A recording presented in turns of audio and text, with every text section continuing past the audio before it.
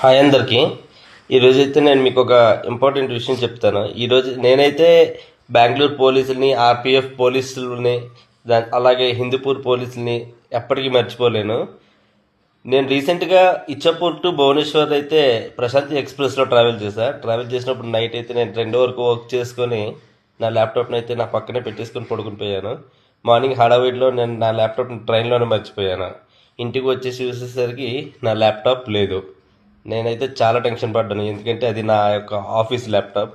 వెంటనే నేను ప్రశాంతి ఎక్స్ప్రెస్ని మళ్ళీ క్యాచ్ చేద్దామని వెళ్ళాను, కానీ అప్పటికే ప్రశాంతి ఎక్స్ప్రెస్ అనేది మూవ్ అయిపోయింది. వెంటనే నేను ఆర్పిఎఫ్ పోలీసులకి కాంటాక్ట్ అయ్యాను. ఆర్పిఎఫ్ పోలీసులు చాలా తొందరగా రెస్పాండ్ అయ్యారు. నా ల్యాప్టాప్ని మళ్ళీ వాళ్ళు ఫైండ్ అవుట్ చేశారు. అదే ట్రైన్లో ఉన్న బెడ్స్ ఇచ్చేవారిని కాంటాక్ట్ చేసి నా ల్యాప్టాప్ని అయితే రిటర్న్ తీసుకున్నారు. అది హిందూపూర్ పోలీస్ స్టేషన్లో వాళ్ళు సబ్మిట్ చేస్తే హిందూపూర్ పోలీస్ స్టేషన్కి వెళ్ళి నేను ఆర్పిఎఫ్ పోలీస్ స్టేషన్కి వెళ్ళి నేను కలెక్ట్ చేసుకున్నాను.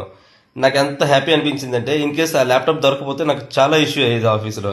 ఈ విషయంలో నేను ఎలా అయినా కర్ణాటక ఆర్పిఎఫ్ పోలీసుని అప్రిషియేట్ 100% చేయాలి. కానీ నాకు ఇప్పుడు అనిపిస్తుంది మన పోలీసులు కూడా చాలా మంచిగా వర్క్ చేస్తున్నారు అనేసి.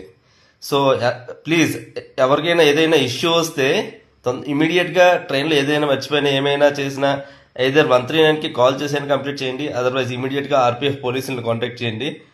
నాకైతే ఈ యొక్క ఇన్సిడెంట్తో పోలీసుల మీద చాలా అయితే ట్రస్ట్ అయితే పెరిగింది. Thank you RPF.